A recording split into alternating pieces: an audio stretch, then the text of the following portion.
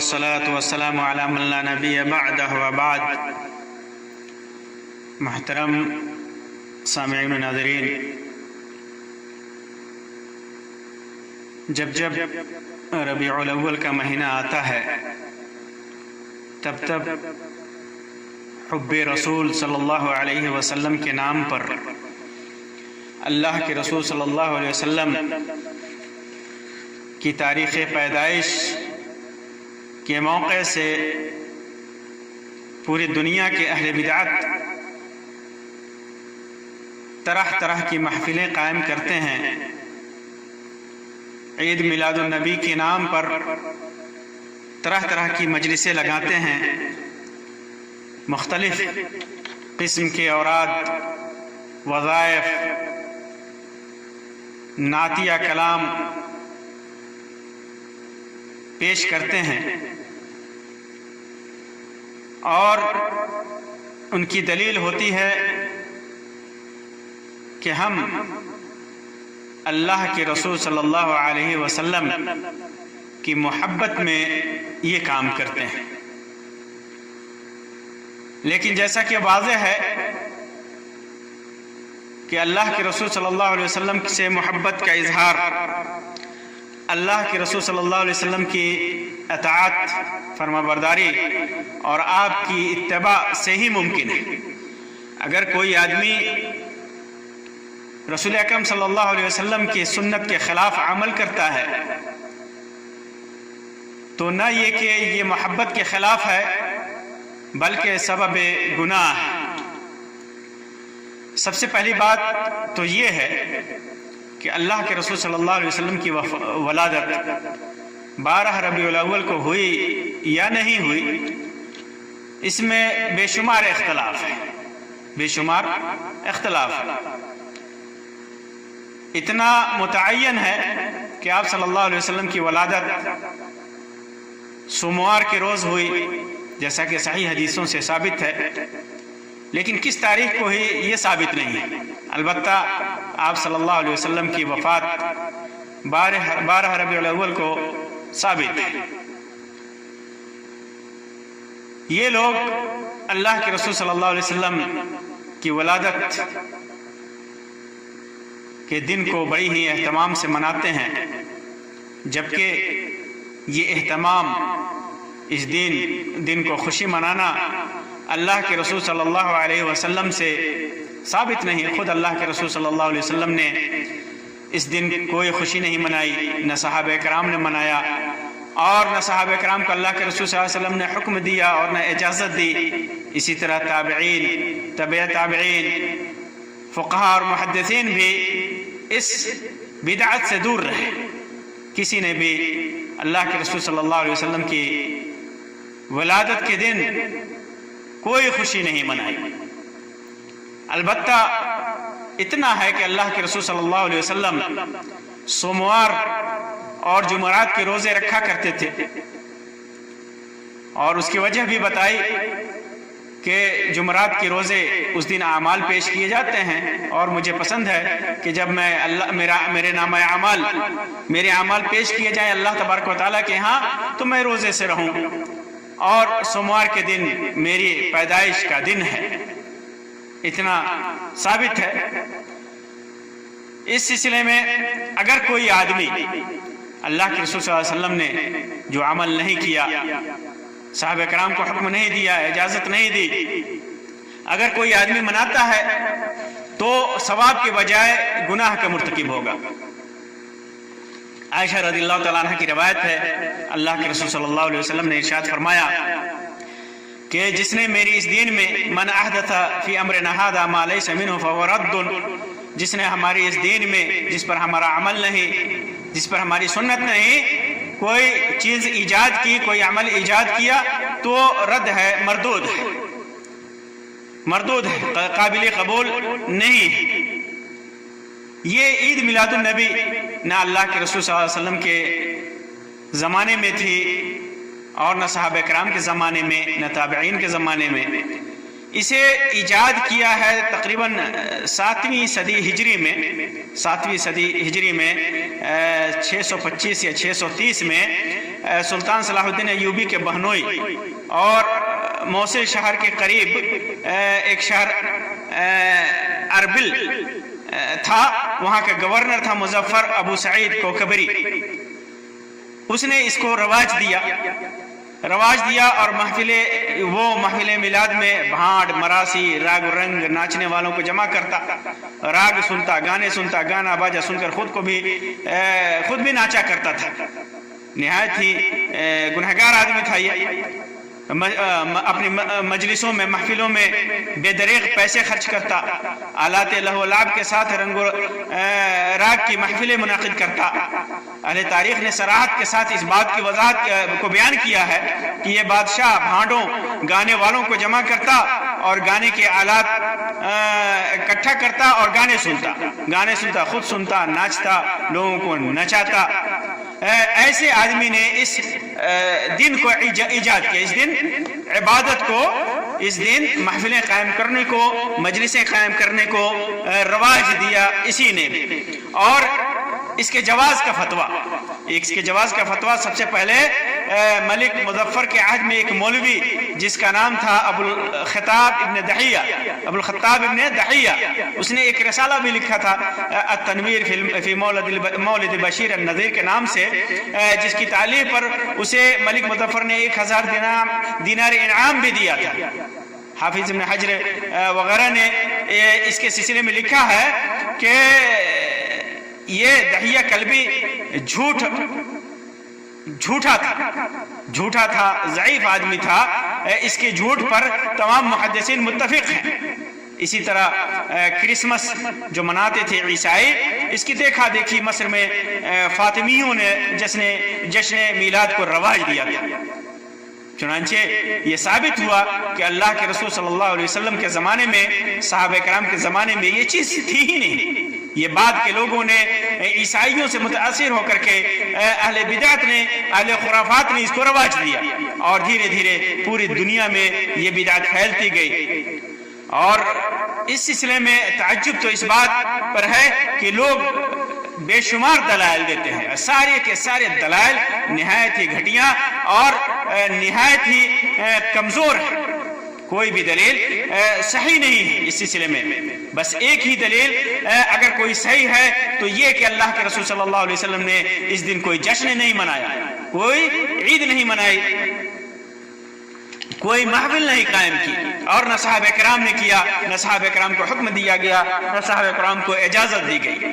اور باقی اس کے جواز میں جتنی بھی دلیلیں دی جاتی ہیں، سب کے سب گھٹیا قسم کے ہیں، یا اگر گھٹیا قسم کے نہیں ہیں تو نہایت ہی کمزور اور ضعیف ہیں، اور نصوص قرآن و سنت کے ساتھ کھلواڑ ہے۔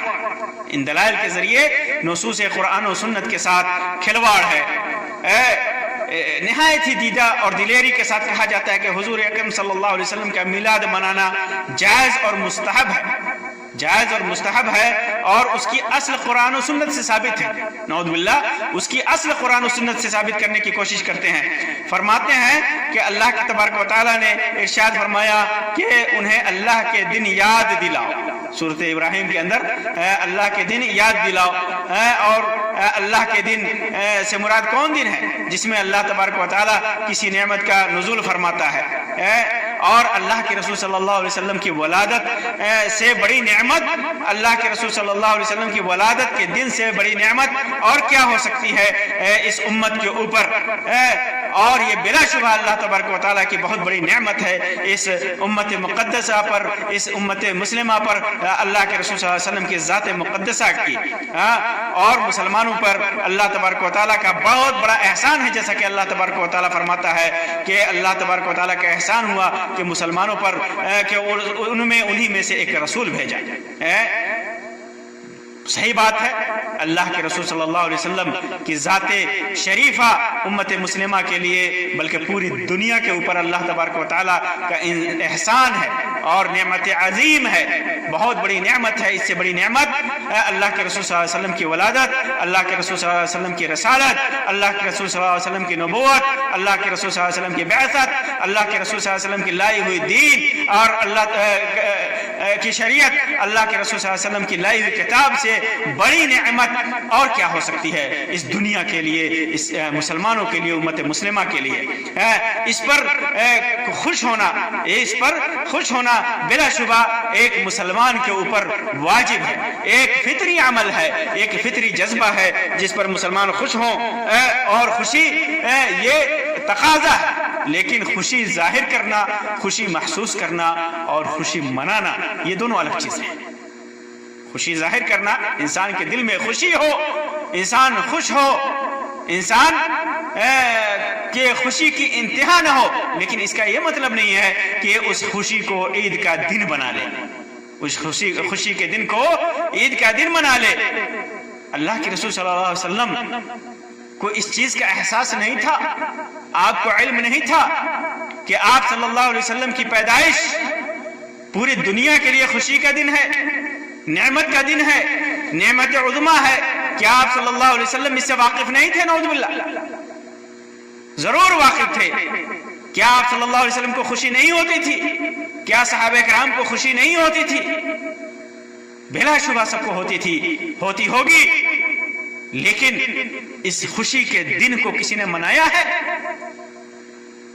کیا اس کی کوئی شرعی حیثیت ہے؟ کیا اللہ کے رسول صلی اللہ علیہ وسلم نے کیا ہے؟ اگر خوشی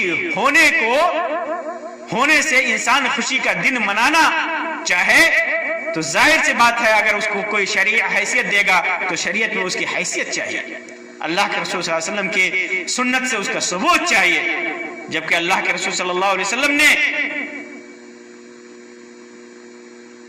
ایسا کوئی عمل نہیں کیا کہ کسی خوشی کے دن پر آپ صلی اللہ علیہ وسلم عید منائے، اسے عید کا دن منائے اور خوشی منائے، محفل قائم کر کے، ناچ گانے کر کے، نعوذ باللہ، اجازت دے کہ انسان خوشی منائے، محفلیں قائم کر کے خوشی منائے، نعت خوانی کر کے محفلیں قائم کر کے خوشی منائے، عورتیں محفلیں جمع کر کے پوری دنیا کے سامنے نعت خوانی کر کے خوشی منائے۔ کیا شریعت نے اس کی اجازت دی ہے؟ اللہ کے رسول صلی اللہ علیہ وسلم نے اس کی اجازت دی ہے؟ ہرگز نہیں دی ہے۔ تو یہ خوشی ہونا، دل میں خوشی کا پیدا ہونا، منافق ہوگا جس کے دل میں اللہ کے رسول صلی اللہ علیہ وسلم کی ذات مقدس کی ولادت پہ خوشی نہ ہو، وہ منافق ہوگا۔ لیکن وہ آدمی بھی بہت بڑا مجرم ہے جو اس خوشی کے دن کو محسوس کر کے اس دن عید بنا لے، کیونکہ اللہ کے رسول صلی اللہ علیہ وسلم نے ایسے شخص کے عمل کو مردود قرار دیا، اور قیامت کے دن ایسے شخص کو فرشتوں کے ذریعے اور اللہ کے رسول صلی اللہ علیہ وسلم کے ذریعے دھتکارا جائے۔ اسی طرح خوشی ایک استدلال یہ کیا جاتا ہے کہ اللہ کے رسول صلی اللہ علیہ وسلم کہ تو وہ عظیم نعمت ہیں کہ جن کے ملنے پر اللہ رب العزت نے خوشیاں منانے کا حکم بھی دیا ہے، خوشی منانے کا حکم دیا ہے، نعوذ باللہ۔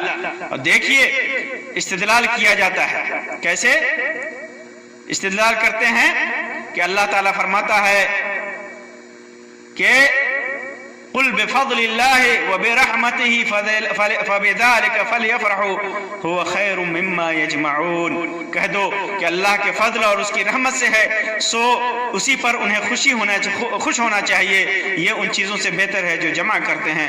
ایک اور مقام پر نعمت کا چرچا کرنے کا حکم دیا اور فرمایا وَأَمَّا بِنِعْمَةِ رَبِّكَ فَحَدِّثْ، اپنے رب کی نعمت کا خوب چرچا کرو۔ یہ بھی جہالت والا استدلال ہے، جہالت والا استدلال ہے۔ خوش ہونا الگ بات ہے اور خوشی منانا الگ بات ہے، خاص طور سے جس خوشی کا تعلق شریعت سے ہو، دین سے ہو، مذہب سے ہو، اس دن خوشی منانا اس وقت تک جائز نہیں ہوگا جب تک اللہ کے رسول صلی اللہ علیہ وسلم نے وہ دن منایا نہ ہو۔ اللہ کے رسول صلی اللہ علیہ وسلم نے عبادت کے ذریعے خوشیاں منائی ہیں، عید کے دن منائی ہے، عید الفطر کے دن منائی ہے، عبادت کے ذریعے جمعہ کے دن منائی ہے، عبادت کے ذریعے عاشورہ کے محرم کے عاشورے میں منائی ہے، قربانی کے دن منائی ہے، اللہ کے رسول صلی اللہ علیہ وسلم نے جو خوشیاں منائی ہیں وہی جائز ہے، جو نہیں منائی ہے وہ بدعت ہیں۔ اللہ کے رسول صلی اللہ علیہ وسلم کو کیا یہ علم نہیں تھا کہ رب کی نعمت کی تحدیث کرنی ہے، رب کی نعمت کو بیان کرنا ہے؟ بلا شبہ اللہ کے رسول صلی اللہ علیہ وسلم کو اس کا علم تھا، اور آپ نے اس علم کے باوجود اس دن کو خوشیاں نہیں منائی، عید نہیں منائی۔ اس لیے اس امت کے لیے بھی جائز نہیں کہ اس دن خوشیاں منائی جائے، اس دن عید کا دن بنا لیا جائے۔ اسی طرح ایک جاہلانہ استدلال دیکھیے، کیا کہتے ہیں کہ اللہ رب العزت نے 1,00,000 سے زائد انبیاء کرام کو کی محفل میں اپنے رسول صلی اللہ علیہ وسلم کا تذکرہ فرمایا، اور فرمایا وَإِذْ أَخَذَ اللَّهُ مِيثَاقَ النَّبِيِّينَ لما آتيتكم من كتاب وحكمة ثم جاءكم رسول مصدق لما معكم لتؤمنن به ولتنصرنه قال أقررتم وأخذتم على ذلك إصري قالوا أقررنا قال فاشهدوا وأنا معكم من الشاهدين۔ کہتے ہیں کہ اس میں اللہ کی تبارک و تعالیٰ نے فرشتوں کو اکٹھا کر کے نبی اکرم صلی اللہ علیہ وسلم کا ذکر خیر کیا۔ یہ جاہلانہ استدلال ہے۔ اس آیت کریمہ میں اللہ تبارک و تعالیٰ نے اپنے تمام انبیاء کرام سے یہ عہد لیا کہ اگر تمہارے زمانے میں کوئی دوسرا نبی آ جائے تو ان پر ایمان لانا اور ان کی مدد کرنا۔ اور بعض مفسرین نے لکھا ہے کہ اللہ کے رسول صلی اللہ علیہ وسلم کے بارے میں اللہ تبارک و تعالیٰ نے فرمایا کہ اگر تمہارے زمانے میں ہمارے نبی آ جائیں تو ان کی مدد فرمانا، ان پر ایمان لانا۔ تو یہ مدد فرمانے کا ذکر ہے، ان کی تائید کرنے کا ذکر ہے، اور یہ عہد لیا اللہ تبارک و تعالیٰ نے انبیاء کرام سے۔ کہاں حکم دیا؟ کہاں عید منائی؟ اللہ تبارک و تعالیٰ تو اپنے بندوں کے ساتھ نیک بندوں کا تذکرہ اپنے فرشتوں میں کرتا ہے، اہل جنت میں کرتا ہے، ہر دن کرتا ہے، ہر وقت کرتا ہے۔ جب بھی نیک بندہ نیک عمل کرتا ہے، روایتوں میں ذکر ہے کہ اللہ اپنے نیک بندوں کا تذکرہ کرتا ہے، تو کیا اللہ تبارک و تعالیٰ کا تذکرہ کرنے سے اس دن کو عید کا دن بنا لیا جائے؟ شریعت نے اس کی اجازت دی ہے کہ اللہ تبارک و تعالیٰ اس دن کا تذکرہ کرنے کی وجہ سے اس دن کو عید کا دن بنا لیا جائے؟ ہرگز نہیں۔ تو اللہ تبارک و تعالیٰ کا عہد تھا، یہ جاہلانہ استدلال ہے۔ اسی طرح ایک استدلال یہ کرتے ہیں کہ دین اسلام کی تکمیل ہوئی، وہ دن عید کا دن ہے۔ جمعہ کے دن عرفہ میں، مقام عرفات میں، عرفہ کے دن جمعہ کا دن تھا، اور آیت نازل ہوئی الیوم اکملت لکم دینکم واتممت علیکم نعمتی ورضیت لکم الاسلام دینا، مشہور آیت ہے، نازل ہوئی۔ اللہ تبارک و تعالیٰ نے اپنی نعمت کا اتمام کیا اس امت کے اوپر۔ تو یہ خوشی کا دن تھا، عید کا دن تھا، اسی لیے ہم میلاد اللہ کے رسول صلی اللہ علیہ وسلم کی ولادت کا دن بھی خوشی کا دن ہے، اس لیے ہم اس دن کو عید کا دن مناتے ہیں۔ یہ نہایت ہی جاہلانہ استدلال ہے، اور جب بدعاتی کی عقل ماری جاتی ہے اور سارے بدعاتیوں کی عقل ماری جاتی ہے تو اسی قسم کے استدلالات کرتے ہیں۔ ایک یہودی نے کہا تھا اسی موقع سے کہ اگر یہ آیت ہماری کتاب میں نازل ہوتی، ہمارے مذہب میں ہوتے تو ہم لوگ اس کو عید کا دن بنا لیتے۔ تو عمر رضی اللہ تعالیٰ عنہ نے فرمایا تھا کہ ہمیں معلوم ہے کہ یہ آیت کس دن نازل ہوئی تھی، عرفہ کے دن، جمعہ کے دن اللہ کے رسول صلی اللہ علیہ وسلم مقام عرفات میں کھڑے تھے، اور ہم نے دیکھا، ہم نے سنا کہ اللہ کے رسول صلی اللہ علیہ وسلم نے اس آیت کے نزول کی خبر دی، لیکن اس کے باوجود بھی عمر رضی اللہ تعالیٰ عنہ نے اس دن کو عید کا دن نہیں منایا۔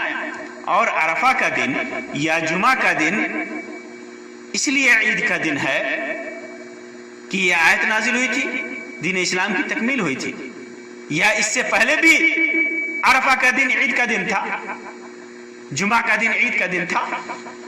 بلا شبہ اس سے پہلے بھی عرفہ کا دن عید کا دن تھا، جمعہ کا دن عید کا دن تھا. اس دن کی اہمیت اور اس دن کی عیدیت، ان دنوں کا عید ہونا یہ پہلے سے ثابت ہے. تو جس دن آیت نازل ہوئی اس دن کو زبردستی ہم عید کا دن اس آیت کی وجہ سے فٹ کر دیتے ہیں، اور پھر اس کے ایسے استدلال کرتے ہوئے، جاہلانہ استدلال کرتے ہوئے کہتے ہیں کہ ہم اللہ کے رسول صلی اللہ علیہ وسلم کی ولادت بھی خوشی کا دن ہے، اس لیے ہم عید کا دن منائیں گے. یہ عجیب طرح کے استدلالات ہیں ان کے. اسی طرح ایک اور استدلال کہتے ہیں کہ بعض لوگ کہتے ہیں کہ اسلام میں صرف 2 دن عید کا دن ہے. وہ اعتراض کرتے ہیں کہ اسلام میں صرف 2 دن عید کا دن ہے، تیسری عید ناجائز اور بدعت ہے. پھر اس کے بعد طرح طرح کے دلائل پیش کرتے ہیں، جیسے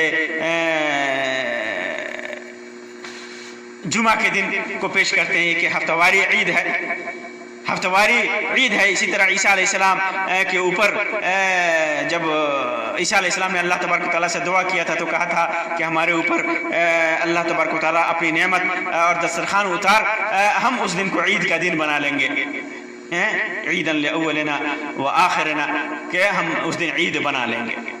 یہ بھی دیکھو عید ہے. تو یہ کہنا کہ صرف 2 عید ہے، وہ کہتے ہیں کہ یہ دسیسہ کاری، یہ دسیسہ کاری نہیں ہے محترم بھائیوں، یہ دسیسہ کاری نہیں ہے. عید کا دن، سالانہ عید کا دن جو مشروع ہے، جو سنت کا حکم ہے، جو رسول اکرم صلی اللہ علیہ وسلم کا عمل ہے، جو رسول اکرم صلی اللہ علیہ وسلم نے اللہ کے حکم سے جن کو مشروع قرار دیا، وہ صرف 2 ہیں، تیسری نہیں ہے. اور ہفتہ واری عید جمعہ کا دن 1 ہے، صرف 1 ہے جو ہر ہفتے ہے. سالانہ صرف 2 ہے، اور وہ عید اس لیے ہے، وہ عید کے ایام اس لیے عید ہے کیونکہ شریعت نے انہیں عید کا دن بنایا ہے. اور میلاد النبی کا دن عید کا دن اس لیے نہیں ہے کیونکہ شریعت نے نہیں بنایا ہے، اللہ کے رسول صلی اللہ علیہ وسلم نے نہیں بنایا ہے، اللہ تبارک و تعالیٰ نے نہیں بنایا ہے. تو یہ لوگوں کو دھوکہ تو آپ دیتے ہیں، یہ لوگوں کو دھوکہ دیتے ہیں کہ دیکھو 2 کے علاوہ تیسری اور چوتھی عید بھی ہے. اور عیسیٰ علیہ السلام نے جو عید منائی، خوشی کا دن منائی، یہ عربی میں عید کے دن کو خوشی کے دن کو، ہر خوشی کے دن کو عید کا دن کہا جاتا ہے، ہر خوشی کے دن کو عید کہا جاتا ہے. تو زمانہ جاہلیت میں یا دوسرے مذاہب میں خوشی کے دن کو عید کا دن کہا جاتا ہے. تو اس سے وہ عید کا دن تو ہے لیکن شرعی نہیں ہے، وہ شرعی عید نہیں ہے جو اسلامی شرعی ہونا چاہیے، جو ہماری شریعت نے اس کو مشروع قرار دیا. یہ فرق ہے، یہ فرق ہے. ہندوؤں کے تہواروں کو بھی عید کہا جاتا ہے لغت کے حساب سے، عیسائیوں کے تہواروں کو بھی عید کہا جاتا ہے، لیکن وہ شرعی عید نہیں ہے. شرعی عید وہ ہے، ہماری شریعت میں جو عید وہ ہے، مشروع عید وہ ہے جسے اللہ کے رسول صلی اللہ علیہ وسلم نے مشروع قرار دیا ہو، اللہ تبارک و تعالیٰ نے جس کا حکم دیا ہو، اور صحابہ کرام نے جس پر عمل کیا ہو. یہ اور لوگوں کو یہ دھوکہ دیا جاتا ہے یہ کہہ کر کے. اسی طرح جہالت بھرا ایک اور استدلال ہے.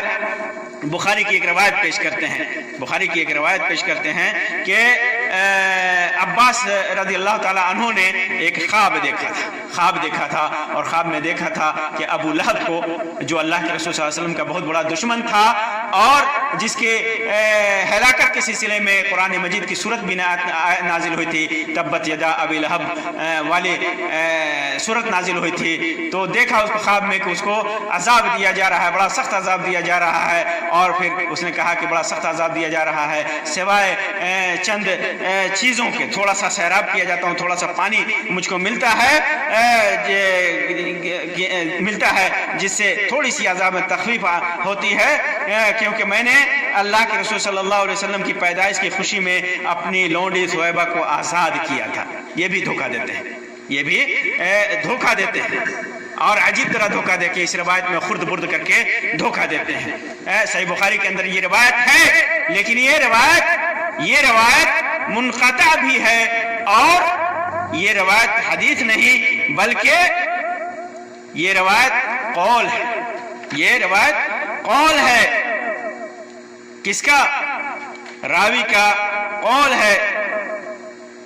عروہ ابن زبیر جو ہے نا، عروہ ابن زبیر جو تابعی ہیں، ابو لہب سے ان کی ملاقات بھی نہیں، اور عباس رضی اللہ تعالیٰ عنہ سے ان کی ملاقات نہیں، اور یہ روایت عباس کے حوالے سے بیان کر رہے ہیں، تو یہ منقطع ہے، اور منقطع روایت ضعیف احادیث کے قبیل سے ہوتی ہے، جیسا کہ محدثین کے ہاں معروف ہے۔ بخاری میں ہونے کے باوجود یہ روایت منقطع روایت ہے اور غیر متصل ہے، اور عروہ ابن زبیر سے مروی ہے۔ اسی طرح روایت میں جو بخاری کی روایت ہے اس میں اس بات کا تذکرہ بھی نہیں ہے کہ عباس رضی اللہ تعالیٰ عنہ نے دیکھا تھا۔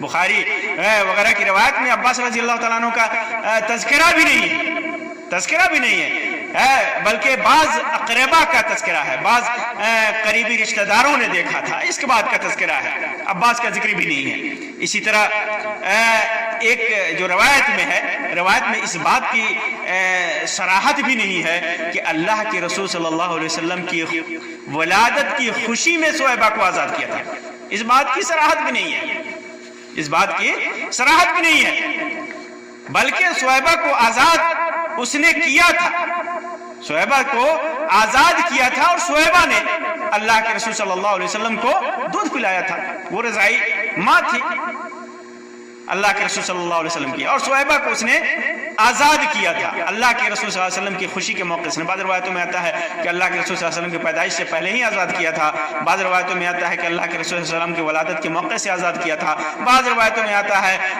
کہ بہت بعد میں اس نے اس کو آزاد کیا تھا، بہت بعد میں اس کو آزاد کیا تھا۔ اسی طرح اس روایت میں سموار کا ذکر بھی نہیں ہے، جس دن اللہ کے رسول صلی اللہ علیہ وسلم کی ولادت ہوئی تھی، اگر اس کو سیرابی ہوتی اور اس کو تھوڑی سی عذاب میں تخفیف ہوتی اللہ کے رسول صلی اللہ علیہ وسلم کی ولادت کی وجہ سے پر خوشی منانے کی وجہ سے، تو ضرور سوموار کے دن کا ذکر ہوتا، سوموار کے دن کا ذکر ہوتا، لیکن اس میں کے اندر ذکری نہیں ہے۔ اور ایک اہم چیز یہ ہے کہ خواب شریعت کا درجہ نہیں رکھتی، کسی کا خواب اگرچہ وہ مسلمان ہی کیوں نہ ہو، نبی کے خواب کے علاوہ کسی بھی، چاہے وہ کتنا بڑا بزرگ ہو، ولی ہو، اس کے خواب کی شرعی کوئی حیثیت نہیں ہوتی، کوئی حیثیت نہیں ہوتی،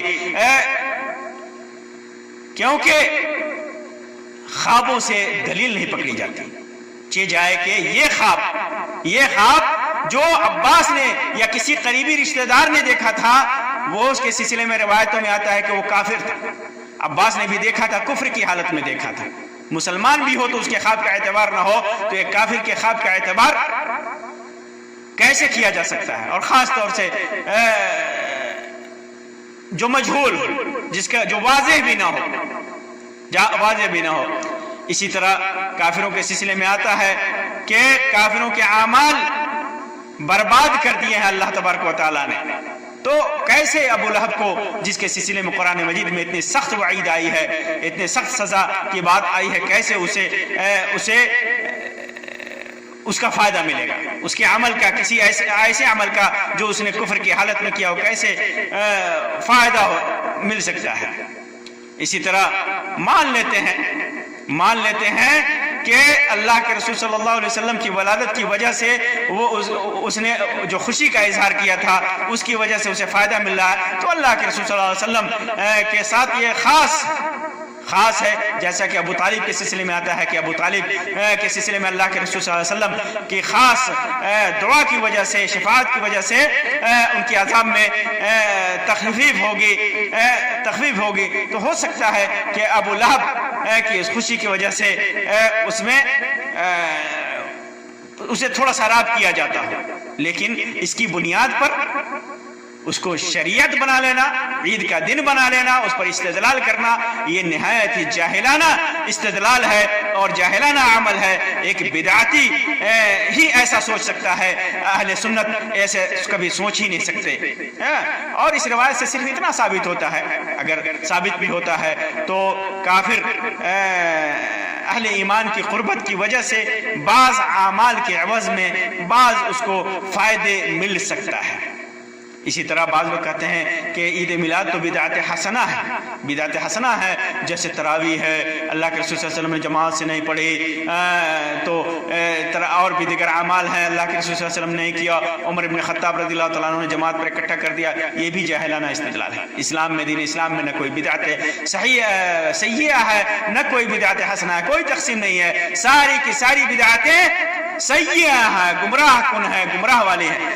تراویح کی نماز اللہ کے رسول صلی اللہ علیہ وسلم نے 3 راتیں جماعت کے ساتھ پڑھی تھی، جیسا کہ عائشہ رضی اللہ تعالیٰ عنہ کی روایت میں ہے، آپ نے جماعت کے ساتھ پڑھی تھی، اور عمر ابن خطاب رضی اللہ تعالیٰ عنہ نے اسی سے کو دیکھتے ہوئے امت کو اتفاق اور اتحاد ایک جماعت پر متفق اور متحد کرنے کے لیے عمر ابن خطاب رضی اللہ تعالیٰ عنہ نے اکٹھا کر دیا تھا۔ اور عید میلاد النبی، کیا اس کا ثبوت اللہ کے رسول صلی اللہ علیہ وسلم کی سنت سے ہے؟ کیا صحابہ کرام سے ہے؟ ہرگز نہیں ہے۔ تو یہ دلیل دینا کہ یہ بدعت حسنہ ہے نہایت ہی جہلانہ ہے۔ اور عمر ابن خطاب رضی اللہ تعالیٰ عنہ نے جب نعمت البدعۃ حاضر کہا تھا، اس کا مطلب یہ نہیں کہ انہوں نے شرعی طور پہ کہا تھا اس کو، بلکہ ایک شکلاً کہا تھا کہ یہ نہایت ہی اچھی چیز ہے، ورنہ اس کا ثبوت تو اللہ کے رسول صلی اللہ علیہ وسلم کی سنت میں موجود ہے۔ اسی طرح کچھ لوگ کہتے ہیں کہ اللہ کے رسول صلی اللہ علیہ وسلم نے سوموار کا، اس سے استدلال کرتے ہیں کہ سوموار کا دن آپ نے روزہ رکھا تھا، اس لیے ہم عید میلاد النبی مناتے ہیں، خوشی کا اظہار کرتے ہیں۔ یہ بھی نہایت ہی کمزور استدلال ہے۔ اللہ کے رسول صلی اللہ علیہ وسلم نے سوموار کے ساتھ جمعرات کے روزے کا بھی ذکر کیا ہے، اعمال کی پیشی کا ذکر کیا ہے، تو سوموار کی کوئی خصوصیت نہیں ہوئی، یہ جمعرات کی بھی وہی خصوصیت ہے جو سوموار کی ہے۔ البتہ اللہ کے رسول صلی اللہ علیہ وسلم نے کہا تھا کہ میں اس دن پیدا ہوا تھا، اور اگر مان بھی لیتے ہیں کہ اس سے استدلال کرنا خوشی منانا ہے، تو خوشی منانے کے لیے روزہ ہے، نہ کہ محفلیں قائم کرنا، مجلسیں قائم کرنا۔ کیا اللہ کے رسول صلی اللہ علیہ وسلم مجلسیں نہیں قائم کر سکتے تھے؟ محفلیں نہیں قائم کر سکتے تھے؟ کیا صحابہ کرام اس دن روزہ کے بجائے محفلیں قائم نہیں کر سکتے تھے؟ مجلسیں نہیں منعقد کر سکتے تھے؟ اس دن عید نہیں منا سکتے تھے؟ ہفتہ میں تو صرف ایک دن ہے جمعہ کا، کیا سوموار کا دن بھی عید ہے؟ اور عید کے دن بھی کوئی روزہ رکھتا ہے؟ روزہ رکھنے کا والے دن کو، روزہ والے دن کو عید کا دن کہا جاتا ہے؟ ہرگز نہیں کہا جاتا ہے۔ تو اس سے استدلال کرنا جہالت ہے۔ ہاں، اس سے آپ استدلال کیجئے کہ اللہ کے رسول صلی اللہ علیہ وسلم نے اس دن روزہ رکھا تھا تو ہم بھی روزہ رکھیں گے۔ اللہ کے رسول صلی اللہ علیہ وسلم کی سنت کی اتباع کرتے ہوئے ہم اس دن روزہ رکھیں گے، اور اس کے ساتھ ساتھ جمعرات کا بھی روزہ رکھیں گے، اللہ نے توفیق دی تو۔ یہ سال میں ایک دن یہ محفلیں منانا، یہ میلاد النبی منانا، یہ بدعت ہے اور گمراہی ہے۔ اسی طرح آپ کے سامنے یہ واضح کر دوں کہ خوشی منانے کا جو طریقہ اللہ کے رسول صلی اللہ علیہ وسلم نے، ساری خوشیاں آپ دیکھ لیں شریعت میں سارے نصوص اٹھا کر کے، اللہ کے رسول صلی اللہ علیہ وسلم نے اگر شکرانے کے طور پر کوئی خوشی منائی ہے تو روزے کے ساتھ۔ خود سوموار کے دن اللہ کے رسول صلی اللہ علیہ وسلم کی ولادت ہوئی، اگر اللہ کے رسول صلی اللہ علیہ وسلم کی ولادت سے متعلق اس دن کو مان لیتے ہیں، اس دن خوشی منانے کو مان لیتے ہیں، تو اللہ کے رسول صلی اللہ علیہ وسلم نے عید منائی تھی؟ نہیں، روزہ رکھا تھا۔ یہ شرعی طریقہ ہے، جب خوشی ہوئی تو شکرانے میں روزہ رکھا، اس خوشی کے دن محفلیں قائم نہیں کی، دعوتیں نہیں اڑائی، قورمہ اور بریانی نہیں بنایا، بکرے نہیں ذبح کیے، اونٹ نہیں ذبح کیے، جانور نہیں ذبح کیے، لوگوں کو دعوتیں نہیں دی، عورتوں کو بیٹھا کر کے نعت کی مجلسیں نہیں قائم کی، برقی خمخمے اور چراغاں نہیں کیے، روزہ رکھا۔ یہ دیکھیے، اسی طرح عاشورہ کا روزہ بھی اسی خوشی کا نتیجہ ہے۔ جب اللہ کے رسول صلی اللہ علیہ وسلم کو خبر لگی کہ عاشورہ کے دن اللہ کا نبی موسیٰ علیہ السلام فرعون سے نجات کی وجہ سے شکرانے کا روزہ رکھتے تھے تو اللہ کے رسول صلی اللہ علیہ وسلم نے بھی اس دن کہا کہ میں تو زیادہ حقدار ہوں، وہ میرے بھائی تھے، روزہ رکھا، اور اس روزے کی فضیلت بھی احادیث اور سنت کی کتابوں میں موجود ہے۔ کیا عید میلاد النبی کی خوشی کی بھی فضیلت میں کوئی حدیث موجود ہے؟ لائیے دکھائیے، ایک حدیث بھی ہو تو ہم اس پر عمل کرنے کے لیے تیار ہیں۔ اور اگر ہر خوشی پہ عید منانا جائز ہوتا، ہر خوشی پہ عید منانا جائز ہوتا تو نوح علیہ السلام کو اللہ تبارک و تعالی نے طوفان سے نجات دی تھی، وہ بہت بڑی خوشی کا دن تھا۔ ابراہیم علیہ السلام کو نمرود کی آگ سے اللہ تبارک و تعالی نے نجات دی تھی، بہت بڑا خوشی کا دن تھا۔ دنیا کی عظیم ترین مقدس ترین گھر اللہ تبارک و تعالی کے حکم سے خانہ کعبہ کو ابراہیم علیہ السلام نے بنایا تھا۔ بنانے کے جس دن اس کی بنا مکمل ہوئی، اس دن عظیم خوشی کا دن تھا۔ ایوب علیہ السلام کو بیماریوں سے نجات ملی، کتنی بڑی خوشی کا دن تھا۔ آدم علیہ السلام کی توبہ قبول ہوئی، کتنی بڑی خوشی کا دن تھا، کتنی بڑی خوشی کا دن تھا۔ یونس علیہ السلام کو مچھلی کے پیٹ سے صحیح سلامت باہر نکال دیا گیا، کتنی بڑی خوشی کا دن تھا۔ ایوب علیہ السلام کو بیماریوں سے نجات دیا گیا، اہل و اولاد اور بے شمار نعمتوں سے نوازا گیا، کتنی بڑی خوشی کا دن تھا۔ کتنی خوشیاں میں گناؤں؟ کیا ساری خوشیوں پر ہمیں عید میلاد النبی منانی چاہیے، عید منانی چاہیے، خوشی منانی چاہیے؟ کیا شریعت نے ہمیں اس کی اجازت دی ہے؟ صحیح بات تو یہ ہے کہ اہل بدعت نے اپنی روزی روٹی کا ذریعہ بنا لیا اسے۔ اہل بدعت نے کافروں کی مشابہت اختیار کرتے ہوئے اس دن کو اپنے دل کے سکون کے لیے، دلی سکون کے لیے اور اپنی خواہشات کی پورتی کے لیے اس دن کو عید کا دن بنا لیا، ورنہ اس دن کی کوئی شرعی حیثیت نہیں ہے۔ یہ دن ہمارے لیے بہت بڑا دن ہو سکتا ہے، لیکن اس بہت بڑے دن سے بھی بڑا ہمارے رسول صلی اللہ علیہ وسلم کی سنت ہے، ہمارے رسول صلی اللہ علیہ وسلم کا عمل ہے، ہمارے رسول صلی اللہ علیہ وسلم کا فرمان ہے۔ اور اس فرمان سے بڑا اور کیا ہو سکتا ہے کہ اللہ کے رسول صلی اللہ علیہ وسلم نے فرمایا کہ جس نے میری سنت کے خلاف عمل کیا، میری دین میں بدعت ایجاد کی، اس کا عمل مردود ہے اور قیامت کے دن اسے دھتکارا جائے گا۔ تو وہ ہمیں خوشی منانا منظور نہیں ہے کہ جس کی پاداش میں اللہ اور اس کے رسول کی ناراضگی مول لینی پڑے۔ تو میرے اسلامی بھائیوں اور بہنوں، یہ دن کسی عید کا دن نہیں ہے، یہ دن خوشی منانے کا دن نہیں ہے، خوش ہونے کا دن ہو سکتا ہے، شکرانے کی ادائیگی کا دن ہو سکتا ہے، اور اس کا طریقہ صرف روزہ ہے، اور وہ بھی سال میں نہیں، ہفتے میں ایک دن، اور اس سوموار کا دن۔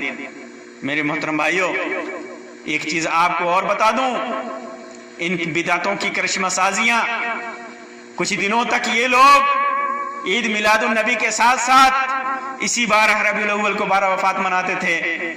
ان کی کتابیں، ان کے اخبارات